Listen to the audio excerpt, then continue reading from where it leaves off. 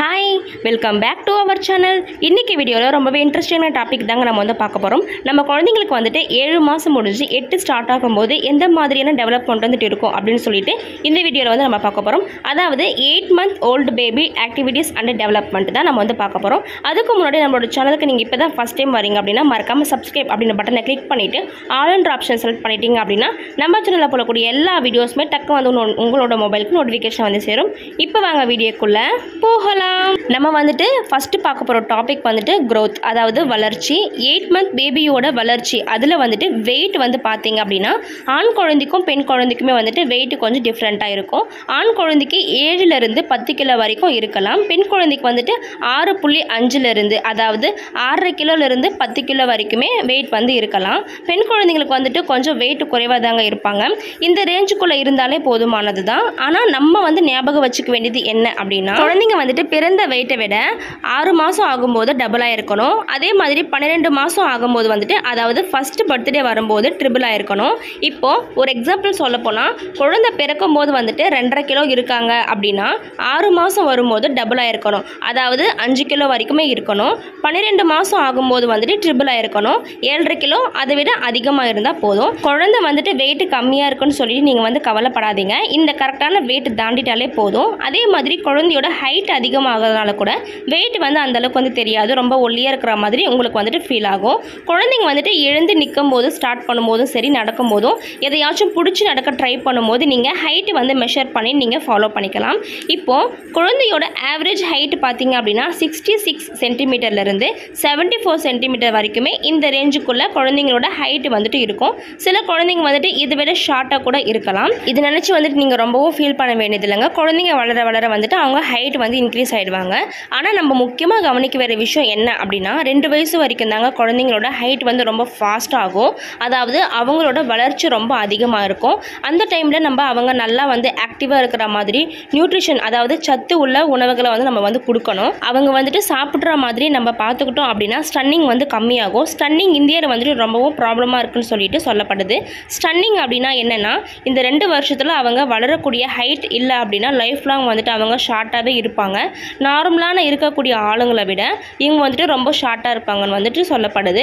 ஃபேமிலியில் யாராவது ஷார்ட்டாக இல்லைன்னா கூட சரி சில குழந்தைங்க வந்துட்டு இந்த மாதிரி ஷார்ட்டாக இருக்கிறதுக்கு வாய்ப்பு இருக்குது அப்படின்னு சொல்லப்படுது. நம்ம வந்துட்டு இந்த 2 வருஷம் வரைக்கும் எவ்வளோ நல்லா பார்த்துக்க முடியுமோ அது வந்துட்டு நம்ம கையில் தாங்க இருக்குது. அதே மாதிரி நிறைய சத்தான உணவுகளை வந்து நம்ம வந்து கொடுக்கணும். 3 மடங்கு அதிகமாகவே குழந்தைங்களை வந்து நம்ம வந்து கேர் பண்ணிக்கணும். அடுத்து நம்ம பார்க்க போகிற டாபிக் என்ன அப்படின்னா தூக்கம் தாங்க. குழந்தைங்களோட தூக்கம் இப்போ வந்துட்டு கம்மியாயிடும். அதிகமாக வந்துட்டு விளையாட ஆரம்பிச்சிருவாங்க. நிறைய வந்து ஆக்டிவிட்டீஸ் வந்து பண்ண ஆரம்பிப்பாங்க. 12லேருந்து 13 மணி நேரம் தான் வந்து தூங்குவாங்க. நைட்டில் நல்லா தூங்குவாங்க. பகலில் வந்துட்டு ஒரு 2 முறை தாங்க தூங்குவாங்க. காலையில் மதியம் ஒரு 1 hour தூங்கலாம். இல்லை அதுக்கு மேலே கூட கொஞ்சம் நேரம் தூங்கலாம். அவ்வளோதான். நெக்ஸ்ட்டு வந்துட்டு மோட்டார் ஸ்கில்ஸ் வந்துட்டு ரொம்பவே டெவலப் ஆகிட்டே வரும். ஃபார் எக்ஸாம்பிள் வந்துட்டு கட்டை விரல் ஆள்காட்டி விரல் 2 விரலை சேர்த்து பிடிச்சி எந்த பொருளை வேணாலும் ஈஸியாக வந்துட்டு குழந்தைங்க வந்து எடுக்க ஸ்டார்ட் பண்ணிடுவாங்க. அந்த டைமில் வந்துட்டு நம்ம ரொம்ப கேர்ஃபுல்லாக வந்து அவங்கள வந்து பார்த்துட்டே இருக்கணும், கவனிச்சிட்டே இருக்கணும். எந்த ஒரு சின்ன சின்ன பொருளை கூட அவங்க ஈஸியாக வந்துட்டு தூக்கிட முடியும். அவங்க தவழ்ந்து போகும்போது சின்ன சின்ன பொருட்களை எடுத்து வாயில் வைக்கிறதுக்கு வந்து ட்ரை பண்ணுவாங்க. வாயில் வந்துட்டு வச்சுட்டாங்க அப்படின்னு சொன்னால் அது வந்துட்டு ஏதாச்சும் குத்திக்கோ இல்லாட்டி அடிப்படும். அந்த மாதிரி நடக்கக்கூட சான்ஸ் இருக்குது. நம்ம கேர்ஃபுல்லாக வந்துட்டு அவங்கள டீல் பண்ணணும், பார்த்துக்கணும். குழந்தை வந்துட்டு பார்க்காத மாதிரியோ நம்ம வந்துட்டு அவங்களுக்கு எட்டாத மாதிரியோ நம்ம வச்சுட்டோம் அப்படின்னா எந்த பிரச்சனையுமே கிடையாதுங்க. அதே மாதிரி கிராஸ் மோட்டார் ஸ்கில்ஸ் கூட நல்லாவே டெவலப் ஆகிட்டே இருக்கும். இந்த ஸ்டேஜில் மோஸ்ட்லி வந்துட்டு குழந்தைங்க நகர ஆரம்பிச்சிருப்பாங்க. அதாவது முட்டி போடவோ இல்லாட்டி வந்துட்டு உட்காந்துக்கிட்டே கையை சப்போர்ட்டாக வச்சு நகர ஆரம்பிப்பாங்க. இந்த மாதிரி வந்துட்டு இல்லாட்டி எழுந்து கூட நிற்பாங்க. இந்த மந்தில் வந்துட்டு ஒரு சில குழந்தைங்க எந்திரிச்சு நிற்க கூட ஸ்டார்ட் பண்ணியிருப்பாங்க. உங்கள் குழந்தைங்க வந்துட்டு இந்த மாதிரி எதுவும் பண்ணலை அப்படின்னா அட்லீஸ்ட் குப்புறப்படுத்திக்கிட்டு கையை வச்சு ஸ்விம்மிங் பண்ணுற மாதிரி கூட போகிறதுக்கு ஸ்டார்ட் பண்ணியிருப்பாங்க. நிறைய வந்துட்டு க்ரால் பண்ணுவாங்க இந்த ஸ்டேஜில். அப்படிங்கிறதுனால இதுக்கு முன்னாடி சொன்ன மாதிரி தாங்க சின்ன சின்ன பொருளை அவங்க வந்துட்டு கையில் படாத மாதிரி பார்த்துக்கணும். ரொம்ப முக்கியமாக இந்த வந்துட்டு எலக்ட்ரிக் லைன்ஸு கேபிள்ஸு இந்த மாதிரி டிவி ஒயர் இந்த மாதிரி எல்லாமே நம்ம கேர்ஃபுல்லாக வந்து எப்போவுமே நல்லா சுருட்டி மேலே வைக்கிறது ரொம்ப ரொம்ப நல்லது. அவங்களுக்கு கண்ணுக்கு தெரியாத மாதிரி நீங்கள் வச்சுறது ரொம்ப ரொம்ப நல்லது. குழந்தைங்க வந்துட்டு எப்போ எதை வந்து எடுப்பாங்கன்னு சொல்லிட்டு நமக்கு வந்து தெரியாதுங்க, டவுட்டாக தான் இருக்கும். அதே மாதிரி கிச்சனில் வந்துட்டு அதிகமாக இருக்கிற மாதிரி நம்ம விட வேண்டாம். அது தவிர வேறு என்னெல்லாம் வந்துட்டு நம்ம சேஃப்டி மெஷர் பண்ணணுமோ இப்போ பண்ணக்கூடிய நேரம் வந்துட்டு உங்களுக்கு வந்துருச்சு தான் சொல்லி அர்த்தம். அதே மாதிரி ஸ்டெப்ஸு கிட்ட வந்து குழந்தைங்களாம் ரொம்ப கவனமாக வந்து நம்ம பார்த்துக்கணும். நம்ம பார்க்காத நேரம் வந்துட்டு அவங்க டக்குனு ஸ்லிப்பாக கூட நிறையவே சான்ஸ் இருக்குது. கேர்ஃபுல்லாக வந்துட்டு நம்ம இருக்கணும். அடுத்து வந்துட்டு கம்யூனிகேஷன். இந்த கம்யூனிகேஷன் பொறுத்த வரைக்குமே சில மாதங்களுக்கு முன்னாடி அவங்களுக்கு வந்துட்டு எப்படி நம்மளை அன்பு காட்டணும் அப்படின்னு சொல்லிட்டு அவங்க கண்டுபிடிச்சாங்களோ அதே மாதிரி நம்மளை கட்டி பிடிக்கிறது, மொத்தம் கொடுக்கறது, அஃபெக்ஷன் காட்டுறது நம்மளுக்கு எப்படி வந்து தெரிய ஆரம்பிச்சதோ அதே மாதிரி இனிமேல் நம்ம மேலே அவங்க கோவத்தை காட்டுறது கூட நம்மளுக்கு தெரிய ஆரம்பிச்சிடும். ஃபார் எக்ஸாம்பிள் வந்துட்டு அவங்க கையில் இருந்து நம்ம ஏதாச்சும் வாங்கணும் அப்படின்னா அவங்க வந்துட்டு ரொம்பவே கத்த ஆரம்பிச்சிருவாங்க, அழ ஆரம்பிச்சிருவாங்க, அடமெண்ட்டாக வந்துட்டு ஆயிடுவாங்க. இந்த ஸ்டேஜில் நம்ம வந்துட்டு ரொம்ப ரூடாக பிஹேவ் பண்ணவே கூடாதுங்க. நம்ம பொறுமையாக அவங்கக்கிட்ட வந்து நடந்துக்கணும். அவங்க வந்துட்டு இப்போது சேஃப்டி இல்லாத பொருளை எடுத்துக்கிட்டாங்க அப்படின்னா ஒருவேளை நம்ம வந்துட்டு நோ இது எடுக்கக்கூடாது, கொடுக்க மாட்டேன் அப்படின்னு சொல்லிட்டு நம்ம வந்து சாஃப்டாக பேசலாம், சொல்லலாம். ஆனால் வந்துட்டு கோவப்படுறதோ அடிக்கிறதோ நம்ம குழந்தைங்க வந்துட்டு நம்ம இப்போ பண்ணவே கூடாது. சின்ன குழந்தைங்க அவங்களுக்கு வந்துட்டு இப்போ எதுவுமே தெரியாது. நம்ம தாங்க நம்ம மைண்ட் செட்டில் வந்து ஃபிக்ஸ் பண்ணி வச்சுக்கணும். இப்போ தான் வந்துட்டு குழந்தைங்க வளர ஆரம்பிச்சிருக்காங்க. அவங்களுக்கு வந்துட்டு எஸ் நோ அதாவது கரெக்டு தப்புன்னு சொல்கிறதுக்கு வந்துட்டு நம்ம பொறுமையாக புரிஞ்சுக்கிட்டு அவங்களுக்கு சொன்னாலே போதுமானது. அடுத்து வந்துட்டு கம்யூனிகேஷன் சொல்கிறது, பாய் சொல்கிறது, good morning, good afternoon, good night, இந்த மாதிரி தேங்க்யூ, வெல்கம், சாரி, ப்ளீஸ், இந்த மாதிரி வந்துட்டு கைண்ட் வேர்ட் சொல்லி கொடுக்கறது. வார்த்தைகளை வந்துட்டு நம்ம சொல்லிக்கிட்டே இருக்கணும் அவங்களுக்கு. இந்த வார்த்தைகளை திருப்பி திருப்பி நம்ம ரிப்பீட் பண்ணும்போது இந்த வார்த்தையை வச்சு தான் அவங்க வந்துட்டு கண்டுபிடிப்பாங்க. போக போக பாய் சொல்லுவாங்க, குட் மார்னிங் சொல்லுவாங்க, இந்த மாதிரி எல்லாமே அவங்க பழகிப்பாங்க. அடுத்து வந்துட்டு இப்போ நம்ம இருக்கிற இடத்துல 2-3 லாங்குவேஜ் வந்துட்டு பேசுகிறாங்க அப்படின்னா குழந்தைங்க வந்துட்டு கேட்குறாங்க அப்படின்னாலும் நம்மளோட மதர் டங் வந்துட்டு கற்றுக்க மாட்டாங்கன்னு சொல்லிட்டு நம்ம வந்து நினைக்கக்கூடாதுங்க. 2 லாங்குவேஜ் அதுக்கும் மேலே கூட இவங்க வந்துட்டு லாங்குவேஜ் வந்து குழந்தைங்க ஈஸியாக வந்து கற்றுக்க முடியும் இந்த ஸ்டேஜில். ஆனால் வந்துட்டு நமக்கு மதர் டங் வந்து நிறைய கற்றுக்கணும்னு நினைக்கும் போது நீங்கள் வந்துட்டு நிறைய வந்து மதர் டங்கில் தாங்க பேசணும். இப்போ வந்துட்டு நம்ம வீட்டில் இங்கிலீஷ், தமிழ் ரெண்டுமே வந்துட்டு பேசலாமா, அவங்களுக்கு வந்துட்டு எல்லாமே புரியுமா அப்படின்னா கற்றுப்பாங்களா அப்படின்னா எல்லாமே வந்துட்டு கற்றுப்பாங்க. நம்ம வந்துட்டு ஏதாச்சும் இங்கிலீஷில் வந்து நம்ம சொல்கிறோம் அப்படின்னா லயன், டைகர், கவ் அப்படின்னு நம்ம சொல்லும்போது அதை வந்துட்டு நம்ம தமிழ்லையும் டிரான்ஸ்லேட் பண்ணணும் அப்படின்னு கிடையாதுங்க. ஏன்னா அவங்களுக்கு வந்துட்டு தமிழில் என்னன்னு கூட அவங்களுக்கு வந்து தெரியாது. அவங்களுக்கு வந்துட்டு நம்ம போக போக வந்துட்டு நீங்கள் சொன்ன வார்த்தையை ரிப்பீட்டடாக வந்து நீங்கள் சொல்லிக்கிட்டே இருக்கணும். அவங்க காதில் விழுந்துகிட்டே இருந்தால் மட்டும்தான் நாளைக்கு வந்துட்டு திருப்பி அதை வந்து சொல்லுவாங்க. நீங்கள் வந்துட்டு சொல்லிகிட்டே இருந்துட்டு மறுநாள் வந்துட்டு நீங்கள் வேறு மாதிரி சொன்னீங்க அப்படின்னா அவங்களுக்கு வந்துட்டு கன்ஃபியூஸ் ஆயிரும். ஸோ நீங்கள் 2 லாங்குவேஜுமே சொல்லி கொடுத்துட்டே வரணும். அப்போ தான் வந்துட்டு அவங்க தானாக வந்து கற்றுப்பாங்க. எவ்வளோ சீக்கிரம் வந்துட்டு நம்ம இன்னொரு லாங்குவேஜ் சொல்கிறோமோ அவங்க வந்துட்டு இன்னும் வந்து அதை கற்றுக்க நிறைய வந்து வாய்ப்பு இருக்குது. நம்ம வந்துட்டு இப்போ லாங்குவேஜ் வந்து சொல்லிக் கொடுக்கும்போது பொருளாவோ அதை வந்து நம்ம காட்டி காட்டி சொல்லும்போது இன்னும் ஈஸியாக வந்துட்டு அவங்களுக்கு வந்து புரியும். ஃபார் எக்ஸாம்பிள் வந்துட்டு பனானா அப்படிங்கிறத வந்து நம்ம காமிச்சு இதுதான் வந்துட்டு பனானா அதே மாதிரி நம்ம சொன்னோம் அப்படின்னா ஈஸியாக வந்து புரிஞ்சுப்பாங்க. அதே மாதிரி பைக்கு வச்சுட்டு நீங்கள் இதுதான் வந்துட்டு பைக் அப்படின்னு சொன்னீங்கனாலே ஈஸியாக வந்துட்டு அவங்களுக்கு அப்சர்வ் பண்ணிப்பாங்க, நல்லாவே வந்துட்டு அவங்களுக்கு புரியும். அதே மாதிரி நம்ம வந்துட்டு அவங்க கூட நிறைய வந்து பேசிகிட்டே இருக்கணும், டைம் ஸ்பெண்ட் பண்ணணும். நம்ம என்ன பண்ணுறோமோ அதை சொல்லிகிட்டே வந்துட்டு அவங்களுக்கு இருக்கணும். அவங்களுக்கு வந்துட்டு இப்போது நம்ம கடைக்கு போகிறோம் அப்படின்னா நம்ம வந்துட்டு கடைக்கு போகிறோம், வீட்டுக்கு போயிட்டுருக்கோம், அதே மாதிரி குளிக்க போகிறோம், நம்ம வந்துட்டு இப்போ சாப்பிட போகிறோம், சாமி கும்பிட போகிறோம், இந்த மாதிரி வந்துட்டு நிறைய வந்து நம்ம சொல்லும்போது அவங்களுக்கு வந்துட்டு போதுமான அளவுக்கு லாங்குவேஜ் வந்து டெவலப்மெண்ட் வந்து வந்துடும். அதே மாதிரி மற்ற மோட்டார் ஸ்கில்ஸ்லாம் வந்துட்டு ஒவ்வொரு குழந்தைக்கும் டிஃப்ரெண்ட் ஆகுது. சீக்கிரமாக நடக்கிறது, சீக்கிரமாக உட்காருது எல்லாமே இதே மாதிரி எப்படி எல்லா குழந்தைகளுக்கும் மாறுதோ அதே மாதிரி லாங்குவேஜ் ஒவ்வொரு குழந்தைக்குமே டிஃப்ரெண்ட்டாக தாங்க இருக்கும். எப்போ அவங்க நல்லா பேசுவாங்க, எவ்வளோ வார்த்தைங்க வந்துட்டு அவங்க சீக்கிரமாக கற்றுப்பாங்கன்னு சொல்லிட்டு அப்படிங்கிறதும் ஒவ்வொரு குழந்தைக்கும் டிஃப்ரெண்ட்டாக வந்து இருக்கும்.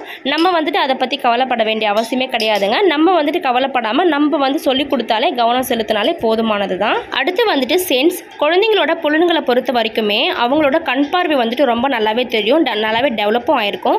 நம்ம அடல்ட் அளவுக்கு நல்லாவே தெரியும். அவங்களுக்கு வந்துட்டு தூரத்தில் இருக்கிற பொருளை அவங்க பார்த்துட்டாங்க அப்படின்னா கண்ணுக்கு நல்லா கவர்ச்சியாக இருந்துச்சுன்னா உடனே வந்துட்டு அதை போய் எடுக்கிறதுக்கு ட்ரை பண்ணுவாங்க. அதை அவங்க எப்படியாச்சும் எடுத்தே ஆகணும் அப்படின்னு சொல்லிட்டு பிளான் பண்ணிவிட்டு அந்த பக்கம் தான் போவாங்க. அந்த பொருள் எங்கே இருக்கோ அதை தேடி போவாங்க. கையை கொண்டு போயிட்டு அதை தான் நம்ம எடுக்கணும் அப்படின்னு சொல்லிட்டு ஹேண்ட் ஐ கோஆர்டினேஷன் வந்துட்டு ரொம்ப நல்லாவே டெவலப் ஆகிருக்கும். அதை எடுத்து பார்ப்பாங்க, அதே மாதிரி அதை வாயில வச்சு டேஸ்ட் பண்ணுவாங்க, தொட்டு பார்ப்பாங்க. இந்த மாதிரி எல்லா விதமான புலன்களும் நல்லாவே வந்துட்டு வேலை செய்யும். சுற்றி இருக்கிற விஷயத்தை வந்துட்டு அவங்க பார்க்கும்போது நடக்கும்போது எல்லாமே வந்துட்டு கற்றுப்பாங்க. அதே மாதிரி காது கேட்கும் திறன் வந்துட்டு ரொம்பவே நல்லா டெவலப் ஆகிருக்கும். சில குழந்தைங்களுக்கு வந்துட்டு எந்த மாதிரியான மியூசிக் வந்து பிடிக்கும்னு சொல்லிட்டு அவங்க ஸ்டார்ட் பண்ணியிருப்பாங்க. அவங்களுக்கு வந்துட்டு தெரிய ஆரம்பிக்கும் நம்மளுக்கு இந்த மியூசிக் தான் பிடிச்சிருக்குன்னு சொல்லிட்டு. நம்ம ஏதாச்சும் சாங் கேட்கும்போது கூட அவங்களுக்கு பிடிச்சிருந்துச்சு அப்படின்னா டான்ஸ் ஆடுறதோ சிரிக்கிறதோ இந்த மாதிரி எல்லாமே பண்ணுவாங்க. இதெல்லாம் நம்ம பார்க்கும்போது நம்மளுக்கு கொஞ்சம் இன்ட்ரெஸ்டிங்காக இருக்கும். அடுத்து வந்துட்டு ஃபுட்டு. ஆல்ரெடி நம்ம 2 மாதம் வந்துட்டு உணவு வந்து கொடுக்க ஸ்டார்ட் பண்ணியிருப்போம் இல்லையா, அதே மாதிரி நல்லா டேஸ்ட் கண்டுபிடிச்சிருப்பாங்க. குழந்தைங்களுக்கு வந்துட்டு எந்த மாதிரியான ஃபுட்டு வந்துட்டு அவங்களுக்கு பிடிச்சிருக்கோ அதை வந்துட்டு நல்லா விரும்பி சாப்பிடுவாங்க. பிடிக்காத உணவுகள் வந்துட்டு சாப்பிட மாட்டாங்க, ரொம்பவும் அடம் பிடிப்பாங்க, கொஞ்சமாக தான் சாப்பிடுவாங்க. அதை பற்றி கவலைப்பட வேண்டாம். நம்ம வந்துட்டு கொடுக்க அதை வந்து பழகிடுவாங்க, நல்லா சாப்பிடவும் ஆரம்பிச்சிடுவாங்க. சாப்பிடுவாங்க. இப்போ வந்துட்டு நமக்கே கூட எந்த சாப்பாடு பிடிக்குமோ அதை தான் வந்து நம்ம விரும்பி சாப்பிடுவோம், அதிகமாகவும் சாப்பிடுவோம்.